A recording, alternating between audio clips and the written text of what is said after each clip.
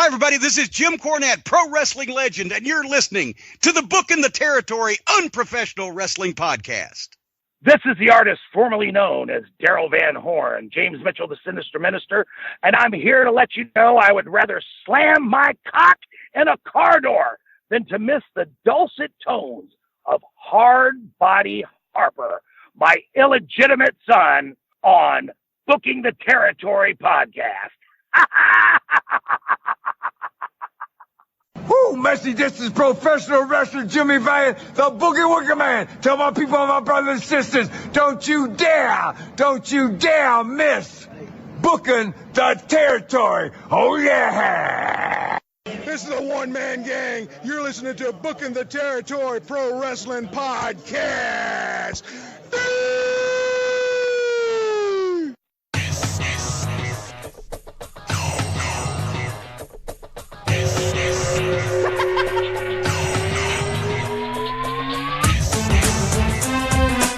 Welcome back, everyone, to this week's episode of Booking the Territory, the unprofessional wrestling podcast, where today we're talking NWA Saturday Night on TBS from May the 14th, 1988.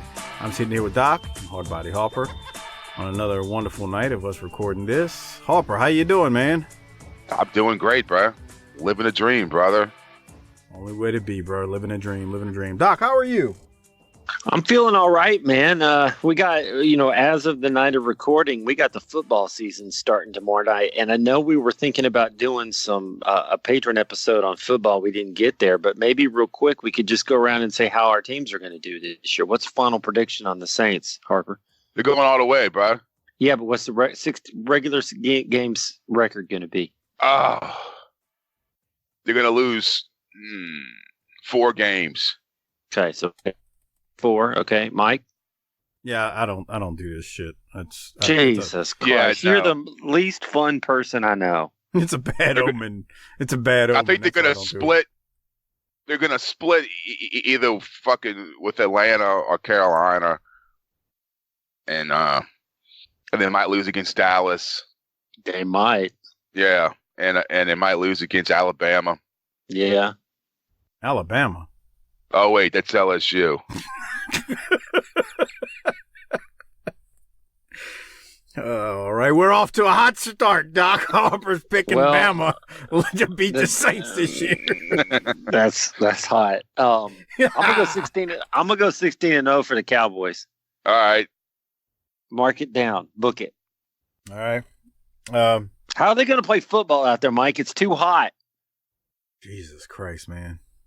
How can you imagine getting out there in some pads and running around in this fucking heat, man? Yeah, fuck that. I mean, I'm telling you, dude, this ain't the same sun when we was a kid. In wrestling, at least you get to strip down to your underwears and get out there and roll around with another guy or something. But man, football, you got to dress up for this shit. Dude, I almost got heat stroke a couple of 2 weekends ago, bro. I was outside. What'd you do? Did you drink some water? Yeah, I got in the shade to drink some water. I was outside doing had to do a class for the shoot job for shooting, and I was at a shooting range. Oh, okay. And it was outside, and it was Jesus. Yeah, and I was out there for about 4 hours because you got to get it from this distance and this distance and this distance, and you got to qualify. And I was like, dude, I got to sit down. I feel nauseated. I'm about to throw up because you got to wear jeans. You have to wear long pants. You can't be wearing shorts. And I don't know why, but that's why. And so I'm sitting there wearing fucking jeans and just sitting there. I'm like, dude, I got to sit down. I'm about to fucking puke. It was fucking rough. I know exactly what you're talking about. When I cut them 2 trees down in my yard a couple weeks back, I was like, because I'm out there with pants on, because, you can't do that shit in basketball shorts, and I got, boots on and long sleeve, and I'm like, holy damn it, it's freaking like the surface of the sun out here. And my wife's like, what's all that water on you? That's sweat. Like, and I came in because even my pants were like drenched and my shirt. Yeah, it was brutal, bro. I'm with you. And it's all sticking to you. Water. I could just picture you looking like a black version of the guy on the fucking on the brownie paper towel fucking label. You're an asshole. So instead of brawny, he's brownie. Yeah. You're quite the asshole. You know that? Yeah. You truly are. Hey, I'm sorry. I'm feeling good, man. You know, football's starting. We're watching wrestling. I'm inside, not outside. We're real blessed to be here tonight, right? Living the dream, right? Well, we are living the dream. Okay. Brother. Okay. So, Doc, you got any spotlights or anything? Or man, this week's spotlight is going to that Russian tennis player, bruh. You know who I'm talking about? Nuh-uh. This motherfucker. I know who you're talking about. It's the U.S. Open right now. And so they I don't know why, but the crowd started booing. Maybe it's just because he's Russian and they're trying to steal our country, but they started booing this Russian player and he won. And so they interviewed him afterwards and he cut a promo on him, dude. Was that the guy they showed with Tiger Woods? I don't know. But this guy came out and said, I want to thank all the people here for giving me that energy. Y'all are the reason I won. In fact, when you go to bed tonight, just go to sleep knowing that I won because of you. Damn, that's awesome. It is awesome. So guys are better healed than 3/4 of the roster on Monday nights. I asked Doc if he was this guy was a wrestling fan. I said, Doc, you think he's a wrestling fan? No doubt. Yeah. Absolutely. Yeah, he's got to be a wrestling fan, bro. Just acting like that, man. He's got to be one. So, oh man, I was trying to find his name, but I think it's Daniil Medvedev. Yeah, you got me. I ain't got a clue. I think that's it. I can read that. What'd he say? It was painful in my abductor before the match. I thought I'm not going to play. I was painful in my shoulder. I took as many painkillers as I could. But then he goes, and you guys being against me, you gave me so much energy to win. Thank you, guys. Continue to give me this energy. You are the best. Oh, he's working. All right. Everybody's out there working, huh? The football's about to start working. I watched that college game last weekend, Auburn and Oregon. That was a work. Everybody's working except the workers. Everybody's working except the wrestlers, man. That's a true story. That's a true story. Let's go. Maybe we should go back to a time when the wrestlers were still the workers. I think we will do that, and we're going to do If only there was a show that would do that. I know, right?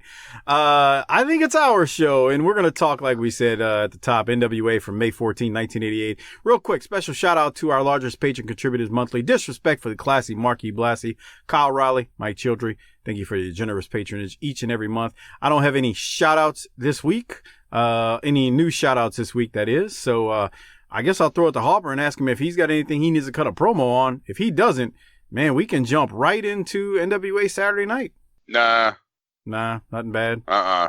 All right. Man, we're just really feeling uninspired tonight. Hey, I need to tell everybody we had another patron episode planned, and we've got another good one. It's going to be a surprise for the patrons. We found a pot of gold here that we're going to do, but life keeps getting in our way right now, man. We got some situations going on behind the curtain, and we're working through them. That's all I'm going to say about that. Doc, what we should do is we should continue to plan these out right before the shows start, like each week. Because every time we do, Harper wants to start early, and we don't get to it. Right. Yeah. It's like telling your broad that you're leaving 30 minutes later or earlier than you really are, so that you can leave on time.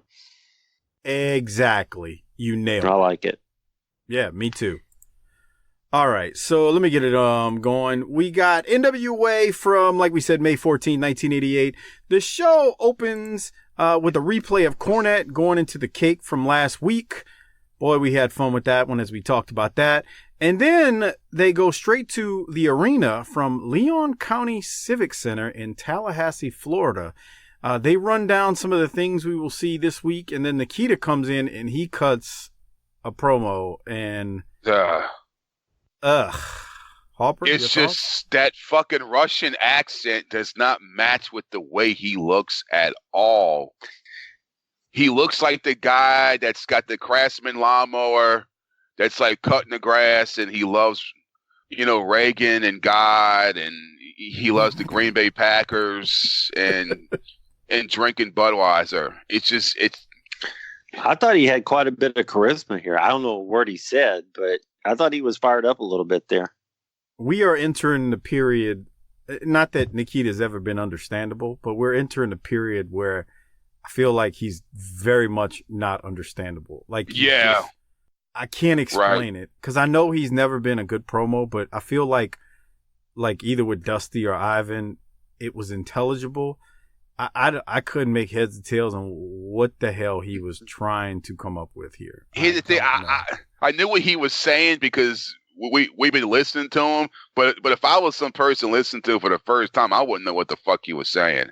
Well, I know he said something about Barry Windham and the Four Horsemen, but that was like pretty much it. Other than that, it was just meh at kind of best, so there's that. Anyway, Doc, anything else from the opening? No. I thought Nikita was charismatic and unintelligible. So you thought he was charismatic and unintelligible. Very good, Doc. All right. So then they go to the first match. It is the Fantastics, and they take on Robbie Allman and Jerry Price, and the Fantastics win with, I'll say with ease. Doc, any thoughts on the Fantastics? Yeah. Can you give me, if you're going to share your screen at any point, can you give me I'm sharing now. What are you talking about? 6 minutes and 32 seconds, please. My screen is being shared. You can't see it? I can see it now. I don't think you were doing it before, but whatever. Oh, no, it's been sharing for the last 10 minutes. Oh, okay. Yeah, whatever. Nobody saw that. Okay, that was 6. Okay, we're going to have a miss here, I think. Yeah. Yeah, I saw that. Oops. I kept thinking, why don't that guy pull his goddamn pants up? You see him kind of hanging? Yes. I don't know if he really knows what's going on, bro. Well, I don't know. He took that backdrop all right. Yeah. You want to run that back and show the people that again so we can talk about that. Tell us what we saw there. With the screw up? Yeah. With the backdrop, but that's some nice drop kicks. It is another one. Tommy was really good at throwing drop kicks. I don't know. Tommy shoots him off and sidewalk slam that he didn't post on his fucking shoulders. He didn't do shit, Hopper. He just he turned into a wet bag of hair. He just went all limp dick, and that was it. Yeah. Hey, so I got something for you. Just a fun fact for this. Bobby Fulton is 27 years old there, and on the air date of this show, which should be what, May 14th. Mm-hmm. That would be Tommy Rogers' his 27th birthday. Man, imagine these guys are both 27, and they're in a upper mid card wrestling feud, and their baby faces in the South in 1988. You think that's good living? Making 6 figures a year. I'll take it. They were living good. Mm-hmm. Yeah. Going back to what Harper was saying. Oh, go ahead, Harper. What kind of car you think Tommy Rogers was fucking driving in? Camaro. No, God, something better than that, man. With that perfect hair and that fucking $1 million body. A Fiero. Yeah, a Pontiac Fiero. God, those things were shit, man. Dude, my dad had a fucking Nissan Pulsar. Google that. I don't even know what that is. Google it. That's what my dad was driving. Talking about a midlife fucking crisis. Wait, hold on. Did it end up being halfway through his life? It was, God, it must have been 50s or 60s. He was driving that fucking thing around. He saw him Pulsar. You see it? Jesus Christ. Yeah, no. What is this thing? Looks like something Mike would drive today. What do you drive, Mike? A Kia? What the hell is that, Harper? A Pulsar? It was a little 2-seater because it was like a Pontiac Fiero. It was this little 2-seater, and What year was it? It was a 1980 something 5, 6. It had T-tops. And when you got in it, it was they made it look all futuristic, and the dashboard went like on a slant or something, and it was trying to look like, you know, you're in fucking Knight Rider or something. I remember this car now that I pulled it up. This is bullshit. Yeah, that's what it is. It is bullshit. That poor Harper, his dad spent his damn college fund on this fucking rat mobile, thinking he was going to be out there on the streets. Putting some, I got some money on the streets, son. I could see Papa Harper driving this thing with his hand out the window with the cigarette. With his socks pulled up to his knees. It was a standard too. Of course it was. Of course. Oh wait! I want to see exactly what year. I mean, because it looked. What color was this piece of shit? It was silver. Oh, why would you make anything other than red? Yeah. Let's see. Wait. I can tell you exactly which one it was, because wait. Some of these weren't. God, what the fuck? Hey Harper, while you're pulling it up, I'm gonna play the Fantastics promo, okay? And then we'll get back to it, because the Fantastics win and cut a promo. Oh, you already got it? No. All right, I'll go to the promo. We'll come back to you after the promo. Gentlemen, here you are, U.S. Tag Team Champions, and not only that, we talk a lot about party crashers. Really crashed the party right here last week. Well, I tell you, Mr. Schiavone, the Fantastics are fired up. And we'd like to take this opportunity to thank all the great fans out there. Because when me and Tommy were down, when we were getting pounded on, and when we thought it was a no-win situation with the Midnight Express, with Jimmy Cornette ringside, the fans got down on the Fantastics, and they made us able to move mountains. And that's exactly what we did by taking these belts away from the Midnight Express.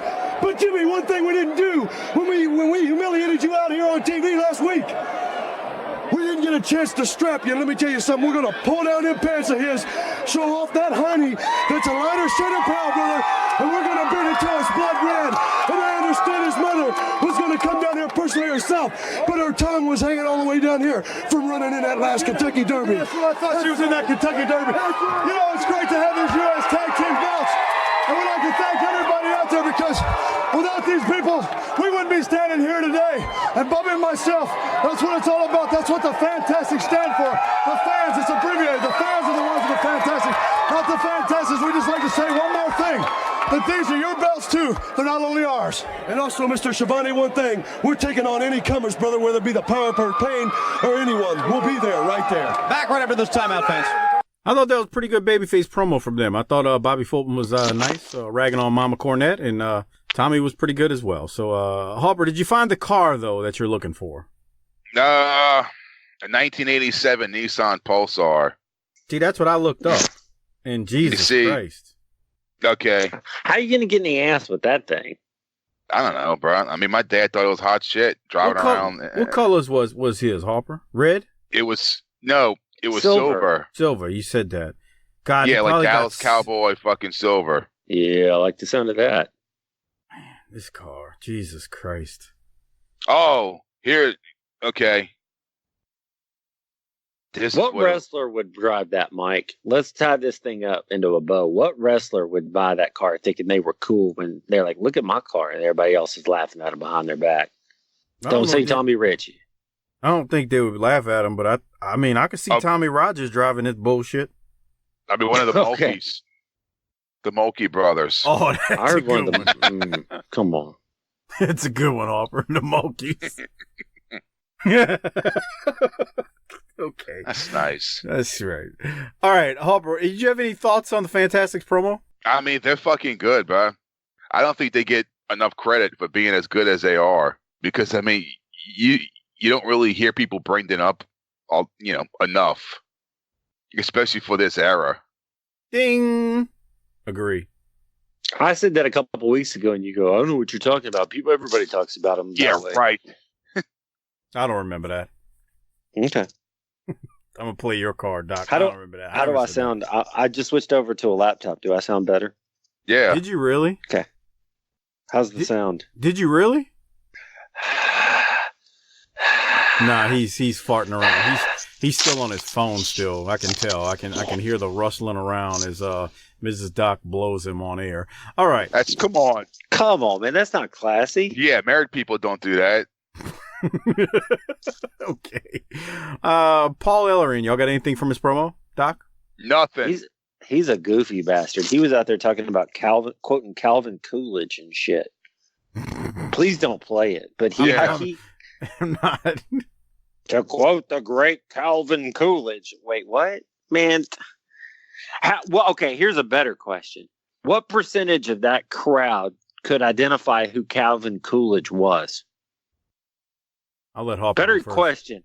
What I have no percentage idea. of this show can identify who Calvin Coolidge is? Who is he? He was was a a president. Of what? The United States of 66%. America. Oh. 2/3. Okay, so we're in Shitheadville, USA in 1988. What percentage of that crowd knew that Calvin Coolidge was once a president of our country? God, Mike? sitting in Tallahassee, Florida, they're probably like, go Seminoles. Fuck Miami. I'd say 26%. Yeah, I think you Damn. might be Yeah, right. right. Well, no, I think you're right. I think you're probably right just because of when he was president. I mean, none of these people alive would have had a clue who Calvin Coolidge is. I mean, even if you know him, you'd have to be somebody who just likes American history and can name almost all the presidents, if not all of them. And I'm Millard Fillmore. But there's not a lot of people who can name every president in U.S. history. I mean, it's just a fact. So, and he's one of those presidents where it's not like you could just, like Harper said, I mean, I don't blame, I mean, people who don't know who he is, I'm like, okay, I mean, name him. I know who he is. I couldn't tell you one thing he did in his presidency. Does that make me a dumbass? I don't know. You be the judge. I think I'm a dumbass anyway. There's other things for that, but I'm just saying Paul Ellering's a babyface manager out there talking over everybody's head. With that said, we just saw Dr. Death crush Gary Phelps. Dr. Death did get a nice ovation from the fans. He won with ease. And then we go to a big match on this week's card where we got Ronnie Garvin and Jimmy Garvin versus the Varsity Club. Rick Steiner is still being recognized as the Florida champ by Shivani here. He mentions it. And of course, the TV champ is Rotunda. To Doc's point, I don't know the last time we really saw him defend the TV title. But anyway, let me tell you something, man. Precious is looking mighty scrumptious. Yeah. My note was she was looking extra bodacious. Yeah, she was. All the way live, as Harper used to say in the early years of the show, ring a ding ding. Ring a ding ding. I bet she drove a Nissan Pulsar going to Kenny's Key West and Fat City. That's nice, Harper. Anyway, I got it. What was their original entrance music? Who?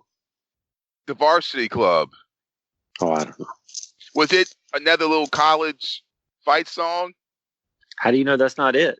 Big Pride. It's just when you see Kevin Sullivan looking like the Grim Reaper, and it's like bah, bah, bah, bah, bah, bah, bah, bah. It's just it's like the wrong music. No, I think that was part of the Varsity. I think that was part of it, though, Harper.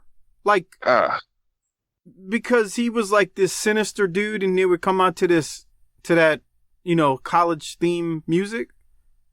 I like, to me, that was part of what they were. I know what you're saying, because you're like, Sullivan's this sadistic dude. Yeah. Why would they have that music? But it wouldn't look right if they came out to something sadistic, as Precious is looking all the way live.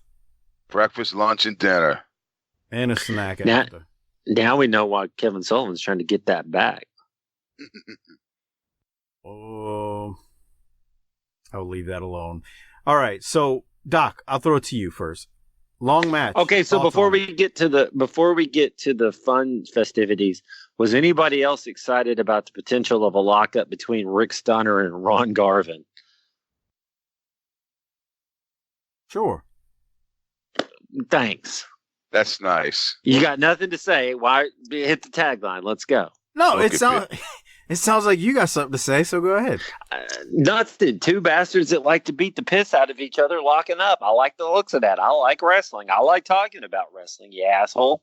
Well, who said I didn't like it? I just said sure. Okay. You're not real keyed in after 4.5 years of what this podcast thing is all about, huh? Or did you do all of your talking last night with Brian Last, or the night before with Captain SMU, who got a big win over Arkansas State last week? You're all tuckered. You're all talked out and tuckered out. Captain SMU. He's part of the varsity club. He's the SMU guy. He's the water boy for Rotunda and Steiner. That's nice. That's fucked up, man. Y'all gotta leave Lance alone, man. Whatever. They call him Mustang Man. He's a mule. You just pull his teeth back. That's messed up. Whatever. No, I mean, I agree with you. What do you want me to say? I mean, yeah, it's Ronnie Garvin. If he locks up with Steiner, that's two rough bastards. What do you want me to say? That would have been better than what you did. Okay. You suck, dude. Really. Let me ask Harper. Harper, what you got from this match? Kevin Sullivan looks like a fucking weirdo. Jesus. He looks like the guy you see, like, that's in the middle of the mall, like, during the day on a fucking Tuesday. That's just sitting in a food court drinking a fucking Coke and just, like, staring at people. Children's booties. Yeah. Look at him, dude. Oh. This is you can hear JR. This is a sadistic situation. I mean, he just stays in that corner sadistically looking over at Precious. Like she's a pork chop. Or filet mignon. Okay. Or ass. Don't forget ass. It turns into this thing goes on a while. I mean, this is a big match for this show. It turns into a 4-way with all the guys fighting, and when it does, Sullivan decides it's time to kidnap Precious, and the Garvins don't realize what has happened. Now, before I play the audio from the Garvins trying to track down Precious, Doc, anything else you have from this match? Bruh, he snatched Precious, and no one in the crowd helps. Yeah. And the cop follows him, giving it all away. This is one of those situations when I was a kid, I used to think, how come the cops not doing anything? But I will tell you this. In my expert industry insider opinion, Shivani and JR knocked this out of the park. Hit the audio, pal. All right. Well, first off, I gotta get to the time. Jesus Christ! What the fuck, you God? What do you want me to do? I was letting it fucking play. Rook. We've gone from unprofessional meaning filthy to unprofessional meaning do. God, you really think I just hit a button and go to the audio? I got 4 different controls open over here that I'm doing to record this bullshit. It would if we were on Arcadian Vanguard. Yeah. What if I was Ron Fuller? Did you really just go there, Doc? We're going to saddle up. You saddle up to The Doc has arrived. Harper's here for the real stud cast, you assholes. Somebody's gonna. You know, let me tell you what's funny about what you just said. Some freaking idiot out there is going to take everything you said too serious, and they're going to report back to Ron Fuller that you're ribbing him and shit and making fun of his podcast when the 3 of us listen to that shit religiously. I'm caught up now. I love it, man. I listen every week. Ron Fuller is a wrestling historian, a wrestling legend, and a gem, and I love his show. So somebody go tell Ron that I love his show. Big, tall bastard. I watched his brother on a 1993 Saturday night not too long ago, and the Fullers bring me all kinds of wrestling joy. So don't do that. We love the Fullers. We love Brian Last. I know there's a lot of people out there that are all up on Twitter fighting about wrestling. Man, I ain't trying to fight about no wrestling. Yeah, man. I'm just that. Let's just hear this. Let's just hear this poor valet get kidnapped and taken away. Dude, I ain't got time to be fighting about wrestling online. I don't got time to be fighting about a goddamn thing online. Yeah, let's just talk about good classic wrestling and have fun. Amen. All right. I'm still not at the timestamp because we were both Jesus. How much time did we have to buy you? Is Steven Jaworski doing this? It's like Steven Jaworski's drafting 7 straight quarterbacks and 7 straight drafts for the Browns. All right, let's go to the finish now. Here it is. It's still fighting the ring. Neither Precious nor Sullivan nowhere to be found. Kevin Sullivan has kidnapped Precious. Sullivan has taken Precious away from ringside. Jimmy, where's Precious? Sullivan took her. Take it, Jimmy. Sullivan's got her. Oh, this is almost, considering what we have seen, it's almost heart-stopping right now. There he goes, and hopefully a camera can get back there with him. As they go back towards the dressing room, there you see him as we watch him go back right now. They're sounding the bell here, but the important thing is not the outcome of this match. That is very inconsequential. But there are, like we're back there, they're looking everywhere they can. Let's see, listen. Precious! Precious! Get your hands off me, Jimmy Garvin! Get out of here! Just leave me alone! It's me. It's No, leave your hands off of me, Jim Garvin! Get away from me! You get away from me, too! Leave me alone! Get out of here! Please. Get out of here! Leave me alone! Get out of here! Get out of here! Come on, please. Leave me alone! Get out of here! Get out of here! Go ahead. I don't believe what we're hearing here. What transpired in the time that Sullivan left the ring here until she was like hiding, like a small child whimpering in a fetal position under that table. What is so shocking about what we have just seen? Not only did Sullivan leave the ring with her, but we heard her say plainly, "Get away from me, Jimmy Garvin." And Jimmy and Ronnie Garvin, get away, leave me alone. What? I don't know where this happened. This is a little bit spooky. I'll tell you that right now. Ladies and gentlemen, we'll be back in just a moment. Al Perez and Gary Hart will join us. Yeah. Spooky. All right, Hopper, I'll go to you first. Your thoughts on Precious This is right there. spooky. It's obviously he must have fucking raped her or something or fucking touched her. Hey. I mean, that's what they lead you to believe, right? I mean, if you're a kid, you think he like put a spell on her. Oh yeah, because we've seen him put spells on people. Are you trying to say we've seen him rape people? I'm just saying. Oh, I didn't. We just seen him stare at this broad for about a good 15 minutes, and he picks her up and drags her in the back in some dark room, and she don't want to be touched by anyone. I certainly didn't think that he raped her. I mean, so I don't know about that one, Harper, but okay.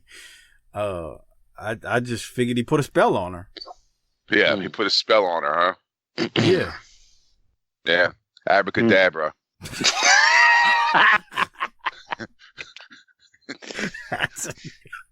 Abracadabra. Abracadabra. As my kid says, magic poof. Is that abracadabra? Is that something an Arab or an Arab would say, Hopper? Come on. A freaking Arab. A freaking Arab. A freaking Arabs. He is the worst with that shit. What? I'd like to apologize to all of our freaking Arabs. Yeah, all 2 of them. Who is Arabic that fucking listens to us? Half Pint is Half Pint from fucking Jordan. No, Half Pint is not from Jordan. But you believe it or not, Hopper, this show has been downloaded lots of times in the Middle East. Yeah, right. I'm just telling you, like the Israeli flags and shit. I'm just telling you, hey, bro. man. I'm just putting it out there. Hey, man, if you find the right persuasion, the Persian, the Iranian woman, who's that? Just a general Middle Eastern woman can be very, very hot. Bro, I think Middle Eastern women are very underrated. Yes. Of how hot they are. Yes. I dated a chick from Jordan, and she was fun. Did she stick her tongue out when she dunked on you? No. It was crazy because she was Catholic. What? Yeah, she was Catholic, and she was jihad Catholic too. It was like a nun from hell. What does jihad Catholic mean? Like old Italian grandma Catholic. Oh, I still don't know what the hell that means. You know what that means? Like, no. Like they really, they're super Catholic. Super Catholic. Okay. Yeah.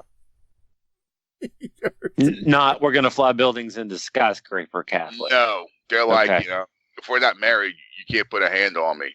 Oh, you got to put a ring on it if you want to put a hand on her. Right. Good kid. Good kid. Sopranos reference. That was awesome. God, bro. I've never heard the term. I'll tell you about her fucking in a like off the fucking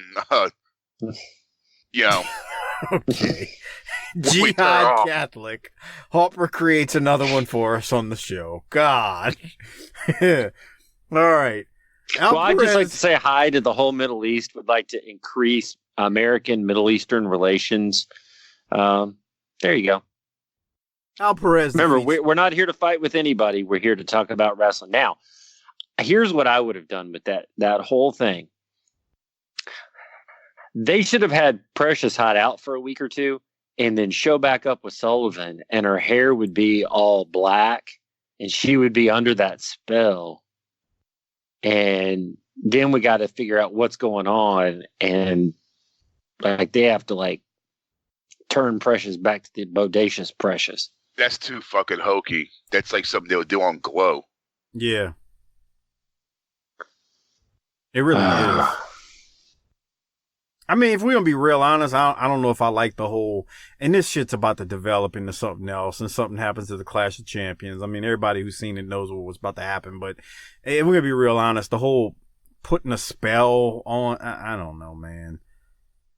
Like, I get it. It's the varsity club, and it's Sullivan, and Sullivan's sadistic, and he can do certain things, but once you start getting into magic powers, I'm like, that's when it probably starts getting into cartoon shit like Harper? No, what I'm saying is her hair's black and she's a devotee because he did some cult leader like stuff and like David Koresh. Yeah. If you, I mean, look, if you really, not like to make it Abracadabra jihad poof. No, to make it like R-rated, like you're talking. I mean, not that you're talking, but. Like, he puts a spell on her, but the spell was his stroke of his dong going in her, and all of a sudden now she's like, Jimmy ain't giving it to me like that. He is. So I got the Sullivan spell on me like that, but magic spell? Yeah, I'm not talking about a magic spell, you moron. That's what you said. It means like a dick spell. Yeah, like cock powers. Yeah. Cock powers. Speaking of cock powers, I bet Al Perez may have had some of those back in the day. He seemed to be a nice-looking gentleman. How would you know that? He defeated Russ Mosley, and then we got the Spam Slam of the Week, who goes to Bobby Eaton. And then soon after the Spam Slam of the Week to Bobby Eaton, I must warn you all, Al Perez and Gary Hart are about to cut a promo. Now, before I play this, we're a politics-free zone. But Gary Hart didn't get that message from us, nor did he know 31 years ago that we would be reviewing this on a podcast that is politics free. So with that said, BTT cannot be held responsible for whatever Gary Hart's about to say, and I just wanted to leave it at that. May I hit play, Doc? Oh, absolutely. Let's hear this. I don't even remember what this is. Jesus Christ. Here it is. Al Perez, Gary Hart, right at the top of the program. Comments from Nikita Koloff. Your feelings on those comments, Gary? You know, I travel a lot with the NWA. If I'm in an airport in Washington, D.C., Chicago, Philadelphia, Dallas, Fort Worth, Houston, it makes no difference. People come up to me and they say, Gary, don't you think you're a little heavy on Nikita Koloff because he himself defected from Russia? That they believe that I am wrong for staying on Nikita. They said that Nikita defected from Russia like other athletes, like that America was built on immigrants from other countries. Nobody Nobody has to give me no history lesson. Nobody has to tell me what took place in building this country. But it wasn't built on people like Nikita. As far as I'm concerned, Nikita, you ain't nothing but a bald-headed socialist pig. And you come to my country and tell me not to get in your face, sucker. Don't you ever presume for 1 second that you are anything other than a communist pig in my eyes. This is my country, and if there is any liberal, ridiculous Americans that want to cheer for Nikita, that tells me that you are nothing more than some kind of diabolic moron. You remember, Nikita, this is my country, and you walk the line or I'll put the boots to your face. Perez is a better man than you in every day, in every way. Don't you ever compare yourself with the legendary Latin heartthrob. Lay it to him, brother. You know, Nikita, what you just saw me do to this individual, I don't even know what his name was. But, brother, it's okay, because when I get you in the ring, Nikita, you better write your name on your chest, because you're going to forget it when I finish with you. And I have one more thing to say to the American public. If you are believing the hogwash about Nikita, you are a fool. Jim Ross talks with the one and only American Dream, Dusty Rhodes, when we come back. Oh, well, Doc, your thoughts? I don't think Gary Hart knows the difference between a socialist and a communist. Harper, would you like to explain? A socialist was Ivan Drago, a Rocky IV, and a communist is that hot Puerto Rican broad from New York. That's pretty good. That will wrap up today's edition of Politics with Harper. Oh, Gary Hart. Oh, I don't have any comment on this. Doc, do you? This is, in my opinion, this is the second straight week where they've been out there, and it's like, eh. Yeah, because, I mean, if he doesn't really bring up the politics here, there's really not much else to talk about. And he forgot that he grew his hair out. That's true, too, because he talks about it being Yeah. Well, all right. Well, I'll tell you what, then. Let's go to Dusty, because he's about to be up next, and Dusty's looking to score some points with the people here, at least in my opinion. So here it is. Give it a second. I'm queuing it up. Back here at ringside, ladies and gentlemen, in Tallahassee, Florida, and how about a Florida welcome for the one and only American Dream, Dusty Rhodes. I know there's a lot of things on your mind, and a lot of people are doing some funny things, especially we've seen out here in this hour. Well, you know, Jim Ross, I travel all over the country, throughout this country. And every time I come back to Tallahassee, Florida, it makes me feel so good. I'm cheering. Because one thing you got down here in Florida is you got a little bit of my heart, you got some Christians, you got some good-looking ladies, you got some good-looking men, and you got some rednecks. And I love rednecks. Now, dear, on my mind and Lex Luger's mind is one four horseman and a man. Let me tell you what, Barry Windham. Let me tell you what. You made your bed. You have made your bed in public, if you will. Now then, you got to deal with the fact that Lex Luger's after you. You got to deal with the fact that the Road Warrior's after you. You got to deal with the fact that Steve's after you. You got to deal with the fact that Nikita's after you. And you got to deal with the fact that sooner or later, you got to come face to face with Dusty Rhodes, the American Dream.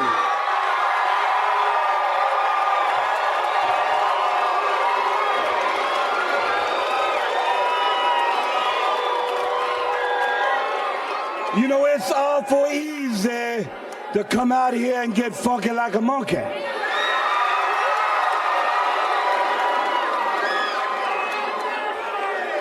But Barry Windham, Ian Anderson, Ric Flair, J.J. Dillon, I want you to tell one man something. That man that slapped Magnum T.A., Tully Blanchard, your hind end belongs to Dusty Rhodes, the American Dream.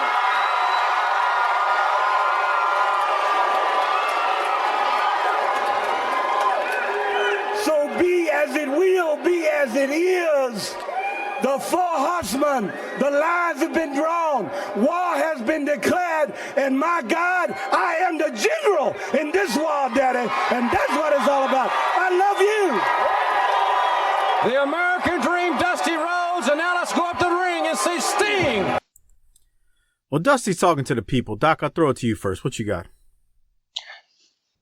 The thing that stood out to me about that is I've been listening to the corny omnibus episodes about Jim Crockett Promotions.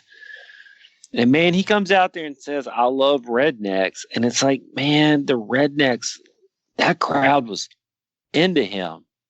And it's just about, you know, they left their home, man. They got away from who they were. They tried to be something they weren't. They needed to be a Southern or Southeastern or Eastern promotion. Those people were into that. Yeah, I agree with you. Let me throw it to Hopper. What you got? Yeah, man, they were into him, man, because you keep.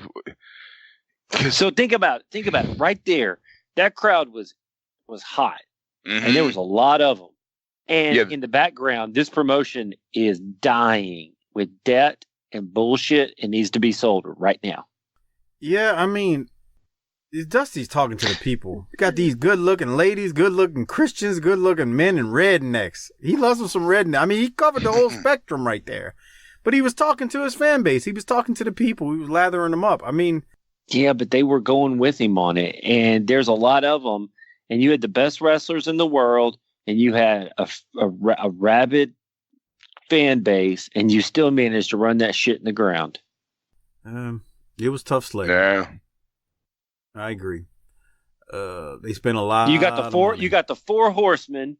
You got Sting in this come out, and you got thousands of people, and you got to sell your company. What the shit? Yeah.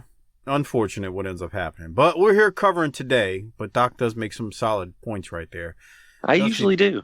I don't know about that. Dusty did cut a really good promo, and I think that's what needs to be seen there. I mean, he's, I think we've seen some times in the studio where he cuts them, and I think this is the year where Dusty's in the studio and people are basically not cheering for him. They're not booing him, but they're chanting the names of other people like Barry and whoever else. So, it's good to see him in front of a crowd and getting a reaction when he does speak to him and they are cheering him. Now, it is Florida. Maybe that's got a little bit more to do with it, too. But at the same time, he's getting cheered here. So, good promo from Dusty in the end. We got Sting taking on Larry Davis up next. He wins with the Scorpion Deathlock. If you're watching on Patreon at tinyurl.com/PatreonBTT, you would have seen that. Become a patron. Little as $2 a month. Get access to all of our Patreon-only shows. There's over 200 plus. So there you go. tinyurl.com/PatreonBTT. And then we got Sting cutting a promo. Doc, I hadn't intended on playing it, but Doc, you hate Sting, but listen to those people. They were cheering for him when he was saying Florida is the party spot. He called Florida the party spot. I don't know if I've ever heard it. It's a party spot. Okay. I guess for spring break or something, you're a kid in college. Yeah, I guess. God, remember when MTV would go to Florida for spring break? Yeah. Good. Remember that shit? They used to have the MTV Beach House during the summertime. Holy. I went to to one of those places. It was an MTV Beach House. It was in Tijuana, right on the coast. And what did you do there? Un-Catholic-like things. He said un-Catholic-like things for anybody who didn't hear it. Yeah. It was fun. You just got to keep your head on the swivel the whole time. Kind of like New Orleans, huh? It's worse than New Orleans. It makes New Orleans look like fucking Mayberry. It's a whole different animal. Sounds riveting since you can't tell us what you did, Harper. Well, I'll tell you later. Oh, okay. Okay, well, great. Today people love that. Well, it involves a Mexican broad. So you're telling all of our fans and listeners use their imagination. Use it well. There you go. Okay. All right. So ring a ding ding is what he's saying. Ricky Santana then defeats Mike Jackson with a splash off the top rope that looked much better than the one he hit a while back. Remember that one, Harper? We were talking about it where he basically fell off the top rope and hit the splash? Yeah. I mean, I'll be honest, during this match, I was hitting 10. 10. Yeah. To get to the end. I hear you. 10. Did you hear one of the announcers say that Mike Jackson has 2 master's degrees? Really? Well, yeah. This is what he's doing with it? Come on. Whoa. Mike was a wrestler. Yeah. Really? Was he? That's a good point. You saw his gear? I didn't have 2 master's degrees, but okay. Anyway, see, it's Rag on Mike tonight. Whatever. Oh, poor you. Poor Michael Mills. Hey, bless your heart. For real, I got another email today. Not today, but since the last show we recorded, somebody saying they don't know how you two put up with my ass. Jesus. That's nice. Who said that? I'm not giving an email out over the airwaves. I kind of think you ought to. Dox them. Why would I do that? No, come on, guys. We don't need all of that. That's for the other shows to do, is to get angry. And I'm curious where he went to school at. Mike Jackson? Who? Yeah. Oh, I don't know. Send it to @SMU Heavyweight. Yes. See if he has a program. Can you look up in your programs where Mike Jackson went to college for his shoot? Hey, Lance. Hi. Big fan. He went to Troy. We play them every once in a while. Yeah. He went to South Alabama, go Jaguars, and yeah, he got a master's degree in finance, and he had another degree in liberal arts. So yeah, he did well for himself. Yeah. Nah. Y'all are going That's fucked up. to hell. Why? Okay, let's keep going. Why would we go to hell? Y'all are going straight to hell, man. I'm sorry. What but for? Y'all are going to hell. All right, we get a replay of Cornette going through the cake, followed by a mild Cornette promo. Let me go to it because there is something to it. Let's see. Oh, this new network is a pain in the butt. It's great. Yeah, fuck this. I don't think I've ever seen you speechless before, but that was as close. Okay, go ahead. I see that little smile on your weasel face fixed to form. Go ahead and laugh. Everybody had a big laugh at my expense. Well, it's time to wipe the smiles off a few faces around here. The party's just starting. It ain't over. The party's just starting. Look at that asshole in the back. When you first came in here, I'll admit it. I made a mistake. We thought you'd be a pushover. We thought you'd be easy, but you came in on national TV and you beat us. Okay, so we got you back on national TV, and not only did we give you the worst beating you've ever suffered, but we took a belt, brother, and we whipped you like the dog's yard in front of your fans, your friends, and your family. We humiliated you. Those straps will go away off your back after a couple of days, but that pain down in your soul, that knot in your gut, that stays with you forever. Fantastic. So you got your pea brains revved up. You said, how can we get even with the Midnight Express and Jim Cornette? We can take their U.S. Tag Team title, and we can get our hands on Jim Cornette and maybe beat him up, but preferably rip him like he did us. Well, let me tell you something, Fantastics. You may have got the U.S. Tag Team title on the most ridiculous decision ever in the NWA, but you will never get your hands on me, and you damn sure won't whip me, brother, because the Midnight Express knows how to get to you. The Midnight Express knows how to take your number, brother. All these fans, these idiots, these morons that love you so much, you really believe it. They chant for you, they cheer for you, they give you strength, that fighting spirit, that fighting will.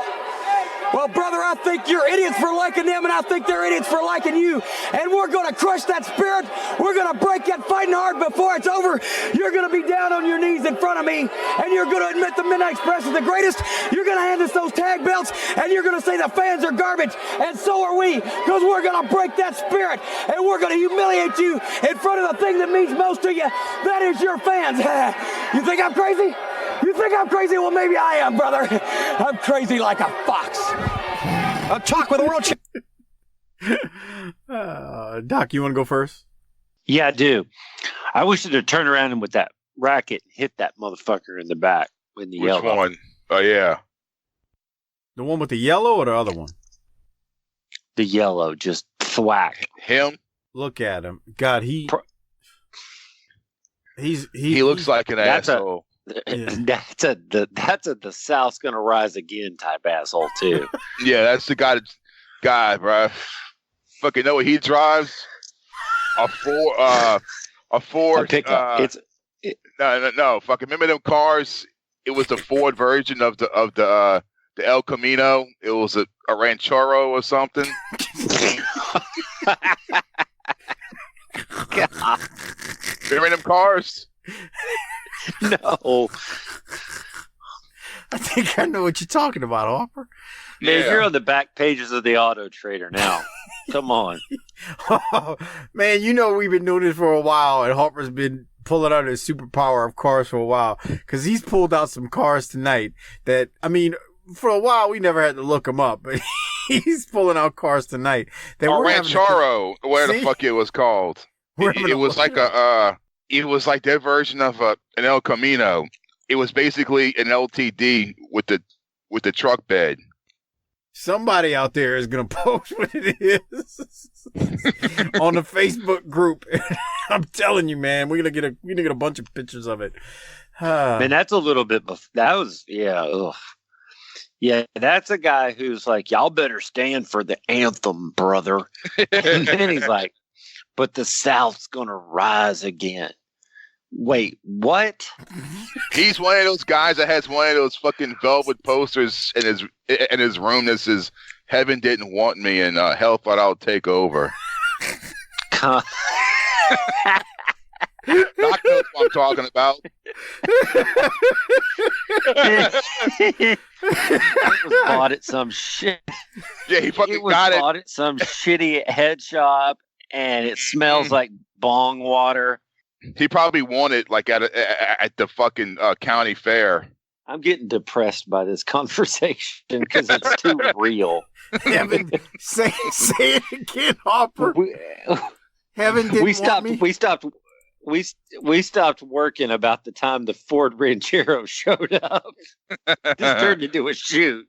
Heaven didn't want me, and what? How's it go? Dude, they used to have that poster. Whenever you went to the Sound Warehouse or the record store that was in the mall, and it had the posters of like the gas pipe. Yeah, they'll have like the posters of fucking David Lee Roth or the chick in the bikini. They always had the poster. It would be like some like Grim Reaper or something, and it said, "Heaven didn't want me, and hell thought I'll take over." And every fucking with a little picture of like the Tasmanian devil or something. Yeah, some shit. Every like metalhead person had that in their fucking bedroom. You know what's great about back then? People would see that shit everything and just be and like, nothing. And they would just be like, whatever, they'd laugh it off. Man, you got a bunch of idiots nowadays that would see that and figure out how to make that political. And oh God, they would call the federal government on you. Yes, it would offend them to the highest degree. Meanwhile, Harper's quoting it and laughing at the dumb shit because it was stupid. It was as stupid back then as it would be now. But the funny part about it is, back then people just read it and kept it moving. Mm-hmm. All right, let's go to Ric Flair now because we gotta get his promo in here. Here's Ric Flair. Back, ladies and gentlemen, Jim Ross back with a heavyweight champion of the world, Nature Boy Ric Flair. And ladies and gentlemen, if it is a true statement that the wrestling world revolves around the Four Horsemen, without a doubt, the Four Horsemen, in my opinion, have to revolve around the heavyweight champion of the world. All right, Tallahassee. First of all, let's clarify one thing when it comes to partying in the state of Florida. Jim Ross, if you were chasing women, who would you rather be with? Ric Flair and the Horsemen, or Sting and Lex Luger?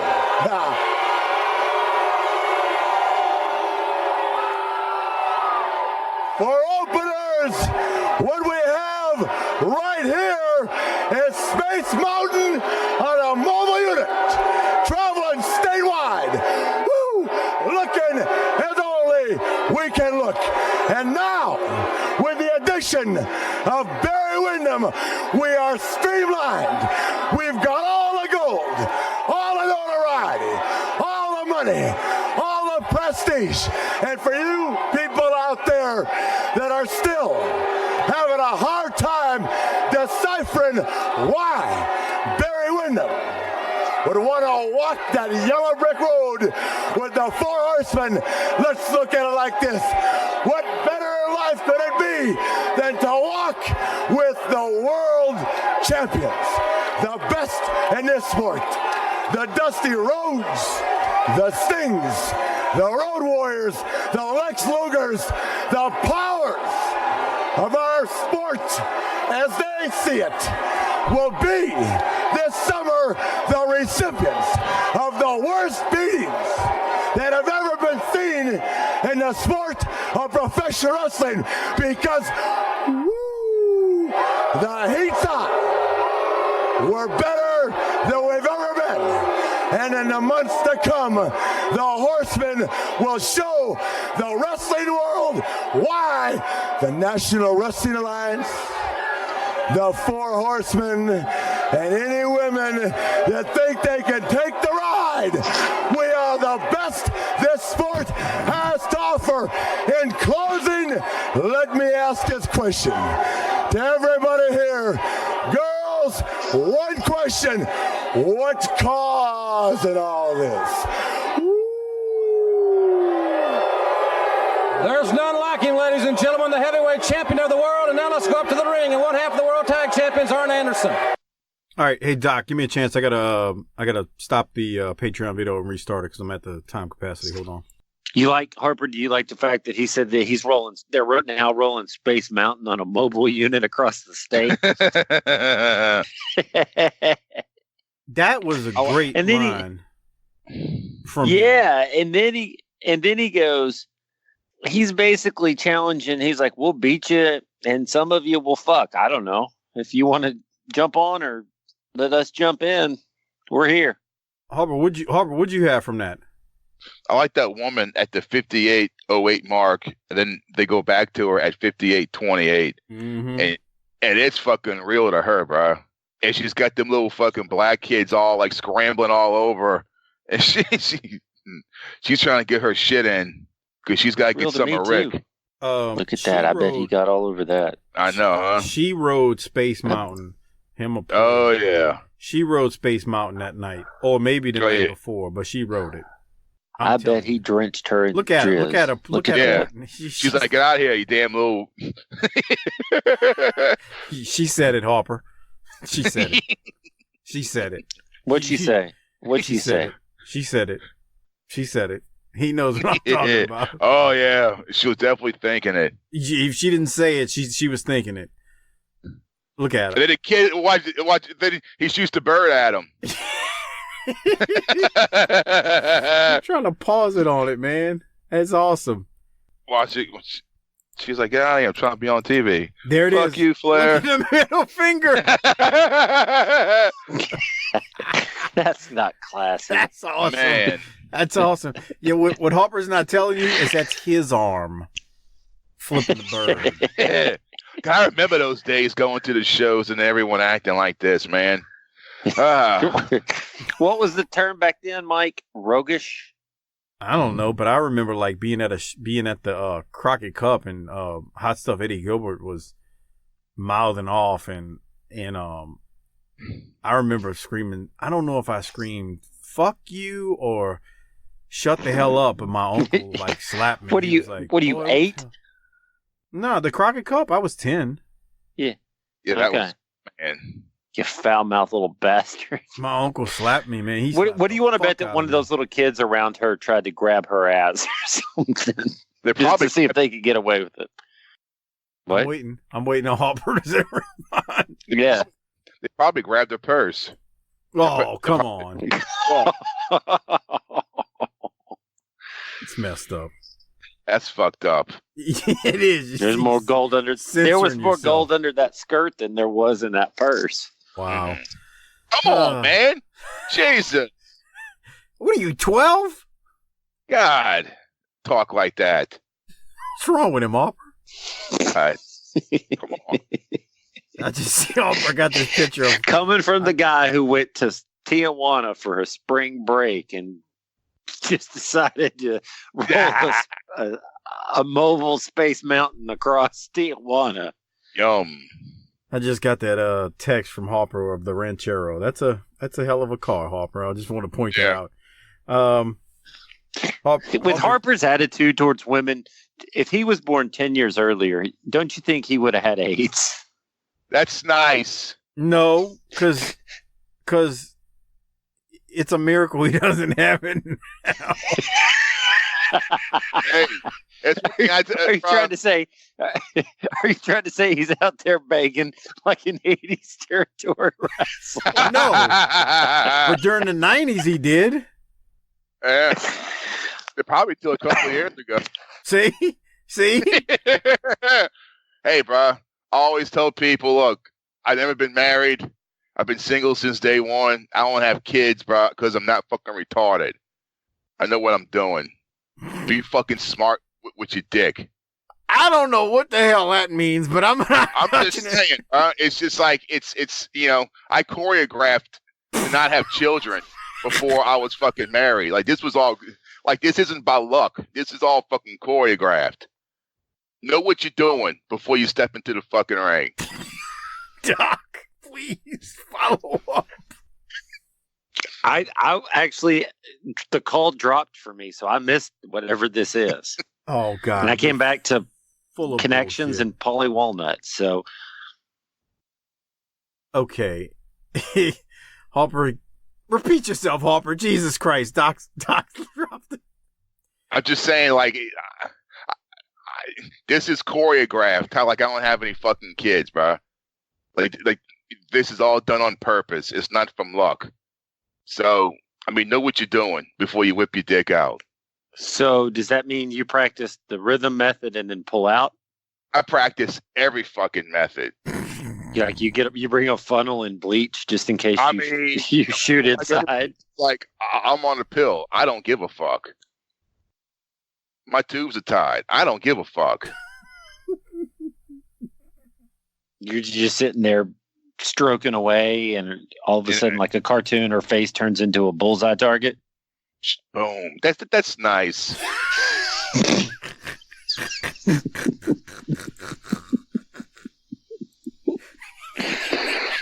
That's fucked up. What the hell is wrong with us? That's fucked up. This is why we can't get fucking sponsors. Yeah, this is why. This is exactly why. This is why we can't get the fucking fantasy football or fucking Blue Chew or the whatever. Yeah. Well, I found out something about the cock pill company that I don't know if I'd want them as a sponsor anyway, because they ain't paying too much to these people they sponsor. Really? Let's just put it out there like that. And that's the rumor on the try street. it out and see what happens. You want to try it out and see what happens? Yeah. Go buy it and put in the code Limp Dick. I ain't doing that. Fuck that. Okay, now that we got all that out the way, let's go back to J.J. Dillon and Tully and Arn, because Arn just defeated Ryan Wagner. He won with a gourd buster, and now we got J.J., Tully, and Arn at ringside. Here it is.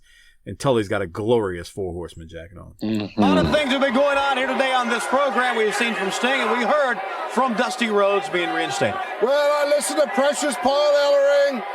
I listened to the American Dream, Dusty Rhodes. The names go on and on and on. You can throw Sting in the pile, and they're all threatened to do what they've been threatened to do for the last couple of years, and that's kick the Horsemen's butt. But as you can see, we're still here. We're still packing all the gold.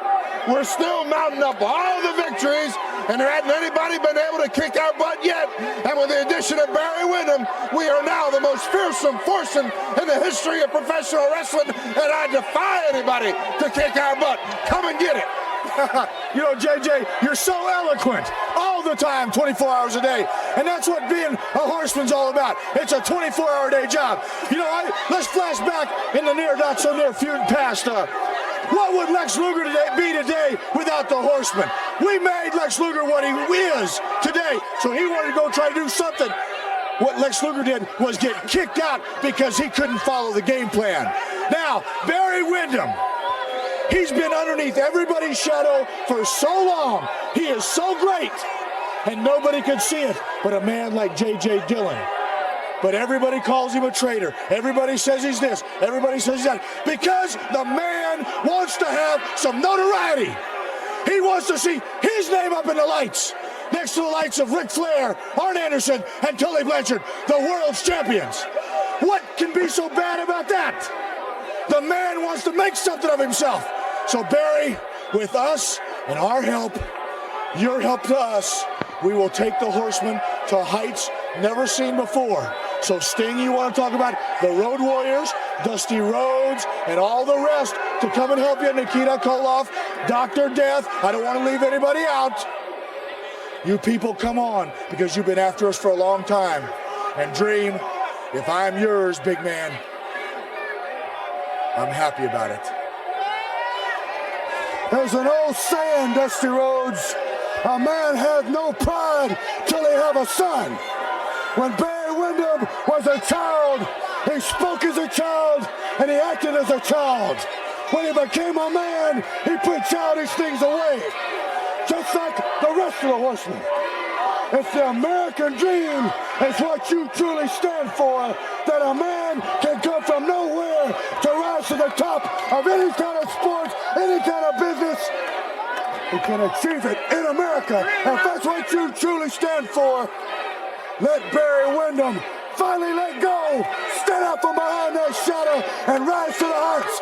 Forget about the fallacy that public opinion dictates this world. You get nothing in this world without taking it. And that's what we're going to do the summer of '88, is take and take until there's nothing left to take. We are the Horsemen. We are the elite. Barry Windham in Action X. Don't you dare go away. Arn, you get nothing in this world without taking it. That's all I got, man. He's the greatest. Doc, your thoughts? We're going to take and take until there's nothing left to take. And he doesn't mean take as in rob. He means we going to beat your ass and we going to get it from you. Man, when he started talking about putting down childish things, Jesus Christ. I mean, it's like, when are we going to pass the collection plate next? Harper, what you got from it? I like Tully, man. Tully was really good. He got kicked out because he didn't follow the game plan. I want some notoriety. Right. It wasn't just that. Tully also said he was preaching the truth in the gospel. He said, where would Luger be today if he wasn't a horseman? Exactly. Mm-hmm. And then JJ was like, everybody says they're going to kick our butt, but who really does? I mean, the only thing that all three of them didn't do at the end of that was go, everybody in the church say amen. Amen. And right as they get ready to, about the last 8 seconds, the organ starts up, and here comes the collection plate. I'll be damned. That's the only thing they didn't do. Say amen. Can I get an amen? Oh, boy. Anyway, Harper, what else you got from it, if anything? I mean, it was all perfect. I mean, I can't get tired of listening to Arn Anderson. Mm-mm. Me either. I don't care what. I don't care what. Right, but you know, one of the junior varsity members of this whole franchise doesn't think Arn's all that great. Yeah, he's working. He'd rather listen to Kerry cut Cloud's promos. Jesus Christ. We got to revisit that one day. Fritz come out with it. Hear Fritz come out with his old 75-year-old marble mouth. My boy Kerry. Remember the one where he was like, I got a letter from one of my fans, Margaret Love Letter, and he's all high. You're gonna have to be more specific when you say he was all high. Well, that's true too. Okay. Anyway, all right. JJ, Tully, Arn, money as usual. Barry defeats Keith Steinborn, and then he got that claw on there, pal. Yeah, he did. That devastating iron claw. And then we go to a Barry promo, and this is actually the last promo we're going to listen to in this episode because it's the last one, and it is a real good one. Let's hear from Barry here. Remember, these Barry Hill promos are good. A question I would like to ask, if it's all right with you, JJ, is after you had the man beat, Barry, why did you have to put the claw on it? I'll tell you what makes the world go round, it's jealousy. Dusty Rhodes is jealous. Sting is jealous. The Road Warriors, and most of all, Lex Luger is the most jealous one of everyone in that other dressing room. But let me tell you what, I grew up 6'6". I didn't have to go to the gym every day. It's all natural, boys. I'm a big man in my own right, and I can kick tail anytime I want. What I'm going to do now is go through the litter and pick every one of you off. I became a horseman simply because I wanted to. The very best that there is today in professional wrestling is to be looked upon right here. I am the epitome of wrestling and the very best that there will ever be. When I was on the other side, true, I stayed in the shadows only because I was a nice guy. I'm not a nice guy anymore, and I'll be the first one to tell you. I'm going to kick some ass, and I'm going to do it as I wish all the time. Diamonds are forever, and so are the Horsemen. Well, ladies and gentlemen, what else can you say? We're going to be right back. A tag team showdown. It's the Road Warriors and the Powers of Pain right after this time out. Okay, I didn't bleep out or silence Barry when he said "kick your ass." That was the video. So, Harper, your thoughts on Barry right there, cutting a heel promo, a hell of a heel promo. Man, isn't he so much better as a heel? Jesus Christ, yes. He's a million times better. Man. And they're all jealous of him. Mm-hmm. They're all jealous of Barry. And Barry doesn't need to lift weights to be big, motherfucker. He came out the box big. That shit was awesome. I rolled off the assembly line like this, pal. Yeah. I'm stock. Dude. That was a freaking solid minute and 20-second promo from him. And he had the sneer on his face when he did it, too, which was good. Yeah. God, that was good. Mm-hmm. Oh, that was real good. What else you got, Doc? Nothing, man. But this four horsemen is starting to seem real dangerous.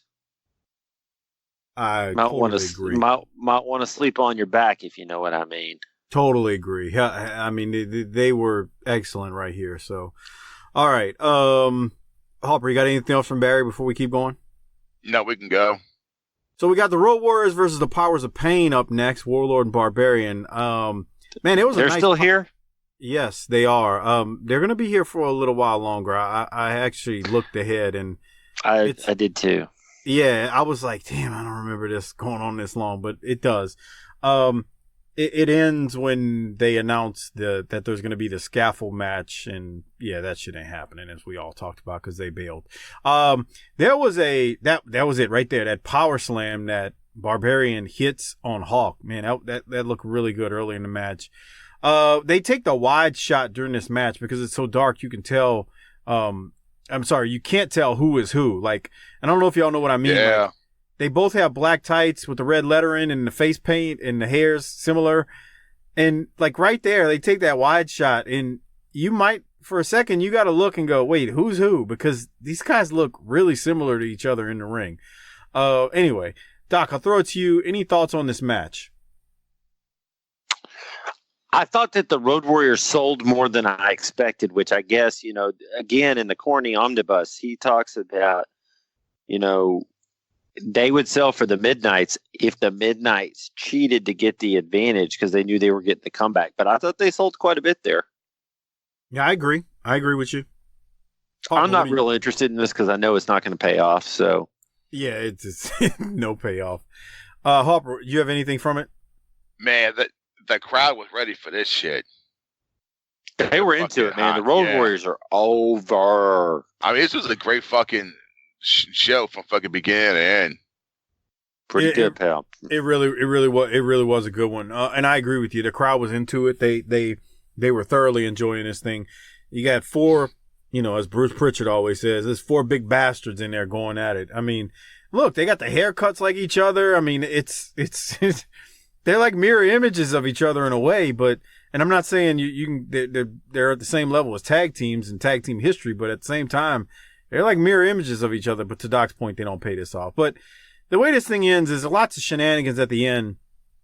Tully and Arn come out to help out the Powers of Pain, and then Hawk is attacked in the ring with a chair. JR says they may have cracked the vertebrae in the back of his. They leave Hawk laid out, which you got to give him credit. I mean, it's not like Hawk got laid out all the time back then in the ring. So we've seen kind of like Animal get hurt in this feud, and now we see Hawk get hurt in this feud. So anyway, Doc, any closing thoughts on kind of like what we see at the end of this thing? I would like to see Dusty. Or have you gone on the show or just this match? Just this match. Oh, no, I'm good. Okay. All right. Harper, anything else from this match before we go to the last match? Yeah, I was waiting to see Dusty or someone come out, Sting, to save him, but it didn't happen. Didn't happen. And maybe it's because Dusty was coming out in the next match where he's going to take on Tully Blanchard in a Texas bull rope match. I mean, so like Harper said, start to finish, man, there's like basically good matches on this show. We've seen a lot of competitive matches, I'll call them, not just enhancement talent. Dusty gets a nice ovation when he comes out. This match starts with barely 2 minutes left in the broadcast, so like there's no time left. Tully and JJ jump Dusty to get things started. Dusty eventually gets back on offense, though. I will say this, at least in Florida, the crowd isn't tired of Dusty, and we go off air with them fighting, and it's pretty damn hot. Doc, your thoughts, if any? I kind of wanted to see the rest of that match there, pal. Yeah, really. Rest of what match? We're going to see it next week? Stay tuned to find out. Oh, come on, bro. Come on, man. This ain't 1988. Just fucking I got to wait till next week. Why don't we just cut that episode and you can fuck up and drop that too real quick? Yeah, dick. I'm not going to be taking all this abuse. Oh, yeah. What are you going to do? Stop. What are you going to do about it? Stop bothering me fucking twice a goddamn week. I'm going to get Steven Javorsky on your ass is what I'm going to do. Oh, yeah? What's he going to do? Post on my page, hey, the Pirates win. Fucking what the fuck's he call it? Florida Jolly Rancher. The Pirates win. Jolly Rancher. Jesus Christ. Yeah, whatever. The fucking Jolly Rancher. Yeah, and then I go look on fucking ESPN. They're like 20 games below 500. I'm like, well, what the fuck are you bragging about? They gave up when they got rid of Andrew McCutcheon. That's all I'm. Let me tell you something about Steven Javorsky. He's got the best attitude of any sports fan I know, and here's why I say that. Because he'll just like anything or anyone. First off, he lives in Pittsburgh, and he's a Browns fan. So, you know he deals with abuse just based on that. Second off, he posts all the time about the Browns, and his Pittsburgh friends get on there and like literally just rib him to death. And he remains unfazed by it all the time. So bro, that's like being a Falcons fan around here. I couldn't fucking be around you, bro. I'm sorry. Can you imagine being a Falcons fan living in New Orleans? I fucking would hate you for life. I mean, Did you see the fact that the Philadelphia Eagles offensive line posed naked in the body issue? Dude, I thought that was fake. I thought it was fake too. First time I saw it. That would be like if all three of us stood like next to each other with our dicks hanging out and took a BTT body issue picture. That would be awesome. Yeah, I'd do it for the right money. No. Fuck. I mean, Doc, you can wear a luchador mask or something, but you gotta go in your birthday suit. Other than that, it would give me away because I look like White Lashley, dude. Baron Corbin, except a little pudgier. He's going to be I am not either. You haven't seen me in a while, pal. Okay. I didn't say you were fat. You don't know. I mean, you're not Dusty. Know. I'm looking like White Lashley. Sure you are, pal. Okay. You don't hear me drinking tonight, do you? Oh, okay. So one night a week you decide not to drink. Look, it's football season. You're going to be drinking not your sorrows away, because even if they win, you still drink 900 beers on a Sunday. So those are celebration beers. Then Harper knows what I'm talking about. You drink and then decide if it's because you're pissed or happy later. That's true, huh? My Hennessy consumption goes up drastically during football season usually. Man, Mrs. Doc already hit me with the man. I was like, I'm so excited about football starting. She's like, not me. That's nice. Why? Why? Well, because I can't stand it when you're happy and you get all upset if the Cowboys lose for like a day, and then we can't just do whatever because you want to watch football. I was like, I that's like an Arn promo. You're not lying, but I'm just not seeing what the problem is. They really don't. They let me tell you something. They really don't want you to enjoy yourself. And by enjoying yourself, I mean sitting down on a Sunday once a week and watching your favorite team. Like, broads really have a problem with that. They don't want you to have a passion outside of them. That's a great point. Our listeners need to know that. That's a public service now. PSA for tonight. Harper's giving you some love advice. Oh, he's in the fucking Iron Maiden? I don't want to hear that shit, Steven Jaworski. No. Turn that shit off. No Aces High for you, pal. Yeah, no Power Slave for you, motherfucker. You're my slave. It's not 2 minutes to midnight. Midnight is never coming. It's true, though. We don't live at 22 Acacia Avenue. Oh, whoa, that's a deep cut right there. All right. Yeah, I mean, but it's true. I mean, it could be Jodeci for Mike. It could be Iron Maiden for Jaworski. It doesn't matter. They just. You want to hear? Here's the tip for all. Here's my PSA. Get your broad. You want to make your broad insane. Get them in the car and throw on and get them where you're on like a hour trip somewhere. Go see Granny or whatever, and throw on that new Tool record at top volume. Because them songs are deep and they're like 12 minutes long, and it's everything broads hate. Oh yeah, yeah. I can't say I relate to what you're talking about. Oh, I'm talking to our fans, and if anybody was a bunch of Tool fans, it's going to be them. Our people know what I'm talking about. Yeah, they feel me. All right. Well, anyway, we got to rate this thing. Football season has got our broads down. I mean, they're dragging ass around right now because you know LSU's already started. They're playing Texas this weekend. That's a big game, so we're gonna all be wanting to watch that. We got Clemson and A&M this weekend. That's a big game in the afternoon. Those are projects that could get done around the house. Mike, you can get up there. You could paint that tile at your doorway. You actually know my situation. I will. No, you and Sasha could go out and get you a new trash can. That's not what I'm talking kitchen. about, you idiot. My wife will not be here this weekend. So you're gonna be sitting there with your pants down around your ankles and drinking Hennessy and watching football. I don't know about jealous. that. I got a teenager and an 11-year-old that's in the house with me. So you know. But they won't bug me. They're old enough now where they kind of just do their own thing. Feed them, and they're happy. They probably go run and hide, huh? Who the Saints got this weekend? Who y'all playing? Houston, right? Yeah, we don't play Monday. That's 0-1 for y'all. Okay. Yeah, right. Here we go. This is Doc. He does this every year. It's like a.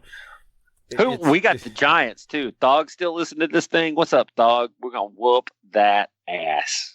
Okay. Giants.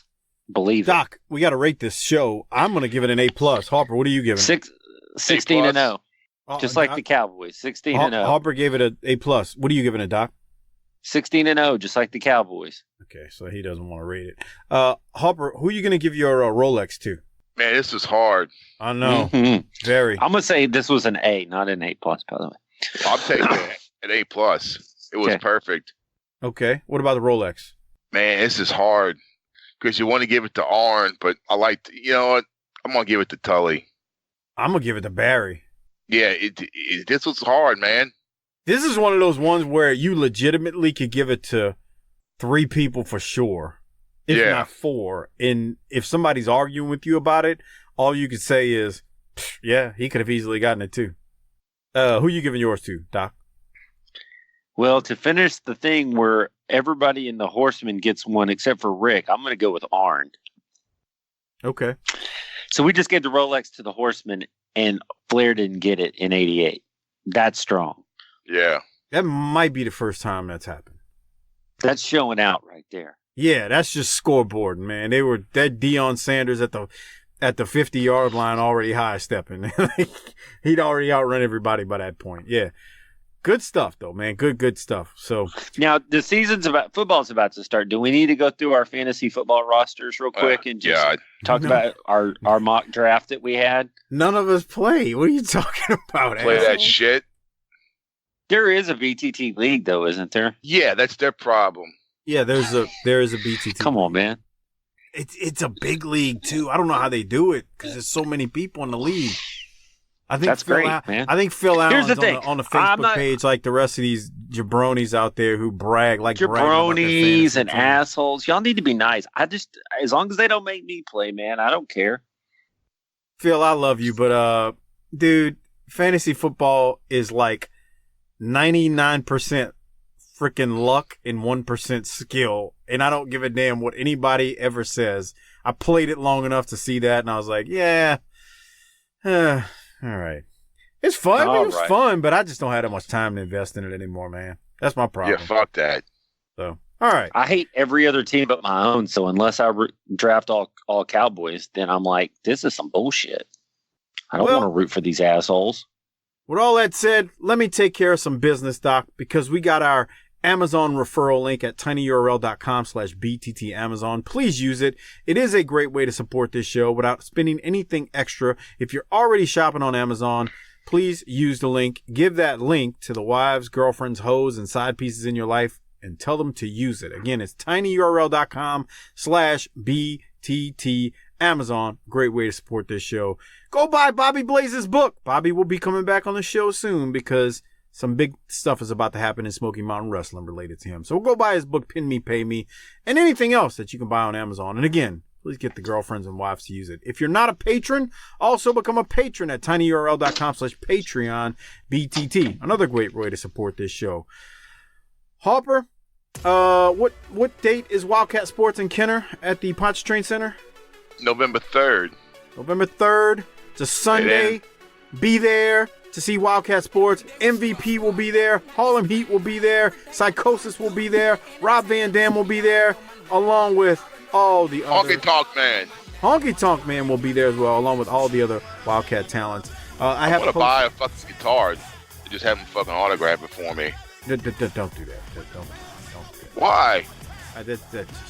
How much you gonna pay for a guitar and have him? No, like a cheap shithead guitar, not like a fucking $200 guitar. Like from like those shit ones you get from like Best Buy or something. Gotcha. Oh, piece of crap. Okay. Yeah. $20. I got you.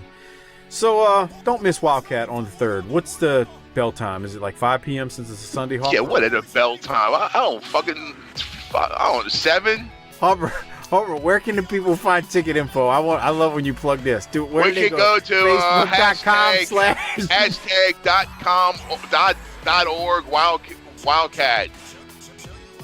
Go to Wildkat Sports and Entertainment on Facebook. There you go. And wildcatsports.com. You can get your tickets there. Lastly, before we get out of here, shout out to the Wrestling Podcast About Nothing with Brian Malonis from ROH and Mike Crockett. They do their show every single Monday. They do classic and current stuff, so check them out. Just search WPAN or Wrestling Podcast About Nothing for their show. Also, check out our Vantage Point, the Retro Wrestling Podcast with Joe Murata and Michael Quinn, as they give their take on the northern side of pro wrestling's history. Slightly classier, a little bit more professional, but still fun nonetheless. Thank you, Joe and Quinn. Thank you, Crockett and Malonis, for all your plugs. We appreciate it. With that said, I think it's time to get out of here. Doc, you got anything else? Nope. Harper, what about you? You got anything else? No, sir. Hit the tagline, take us home. Book it, bitch.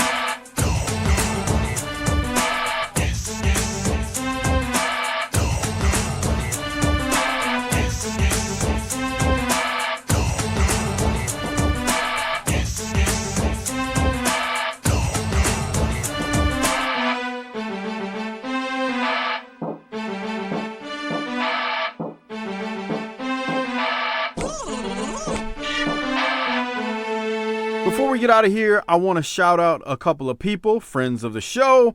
Also want to shout out some Patreon members and thank them for their patronage. Before I do all that, like I said, a couple of friends of the show and podcasts that we hope you support. Check out the Wrestling Podcast About Nothing with Brian Malonis from ROH and Mike Crockett. They do their show every single Monday. Monday mornings the shows drop. They talk current and classic wrestling, along with some indie stuff too, but it's a good show. They're friends of mine, so please support them because they support us. Also, check out Our Vantage Point, the Retro Wrestling Podcast, run by buddies of mine, Joe Murata and Michael Quinn, as they give their take on the northern side of pro wrestling's history. Slightly classier, definitely more professional than we are. Thank you, Joe and Quinn, for all of your plugs. We appreciate it. Also, check out the Bottom Line Cast with Mike Prue and JV. They do their show. I believe their shows are dropping on Wednesdays these days. I keep forgetting, but they're basically breaking down the career of Stone Cold Steve Austin. So check out Mike and JV as they do their thing. Great show. And also Mike and JV do the ECW Extreme Livecast on our Patreon feed at the $5 level. So good guys doing some good work, and I appreciate it, Mike and JV. Thank you for all of your support. And like I said, I want to thank all the Patreon members out there for their support and patronage. We really appreciate it. We do 2 shows a week that are free. And then in addition to that, we do more because of you guys, and we appreciate that. So thanks for supporting this show. It's definitely a great thing that you do for us and supporting us. I mean, I can't say it enough. I'm eternally grateful for all the patrons we have. And as I'm talking about being eternally grateful, shout out to the Hall of Fame patrons. Kevin Carter, Michael Angel, Bob Richards, Rocky Suazo, Christopher Champer, Will Harkey, Robbie Dyson, Rick Beebe, Brad Dunifin, Tom Schlegel, Coach Joey Chase, a.k.a. Willie Chase, Steve Malbasa, LaRon Brown, Kenny Byersdorf, Glenn Abbott, at GA WrestleNut on Twitter, Bobby Murray, Marlon Mueller, a.k.a. at Half Pints Point. Keep cutting them promos, kid. I know you would love when I say that. Josh Warren, Everett Starr, Mike Childrey, Kyle Riley, Disrespectfully Classy, Marky Blassie, Craig Norman, Johnny on Patreon, the great John Dean at YRC21, Josh Dunn, Ryan in Auburn, at Ryan in Auburn, that is, on Twitter. Good old Justin, Robert Smith, Joseph Ice, Tim Moretti, Adam Price, Brian Evans, Mark Wilson, Armando Martinez, David Jordan, Jesse Jacobs, Josh Fields, Chris Myers, Gerald Green, Mitchell Johnson, Mike Prue, Will Parker, Jeremy Bryant, Classy Alex, David DeVries, Frog Zeppelin, SV Pageant, Bill Salsa, Big Rich, at Spy Boy Sports Cap, R.E. Miller 39, Jay Shiny, Ruben Espinoza, Merciless Jones, Jesse Lucas, Chris Browning, Justin _Andretti, Coleman 822, Marty Howell, T-Hog 94, and God Bold Unreal. Thanks for being Hall of Fame patrons. That list is getting longer and longer, and I appreciate it. Thank you for your patronage, and thank you for being Hall of Fame patrons and supporting this show and everything we do. That's all I got. Thank you again, guys. We appreciate it. Have a great rest of your day and week and whenever or month or whenever you're listening to this. Thank you very much. And like Harper always says before we get out of here, book it, bitch.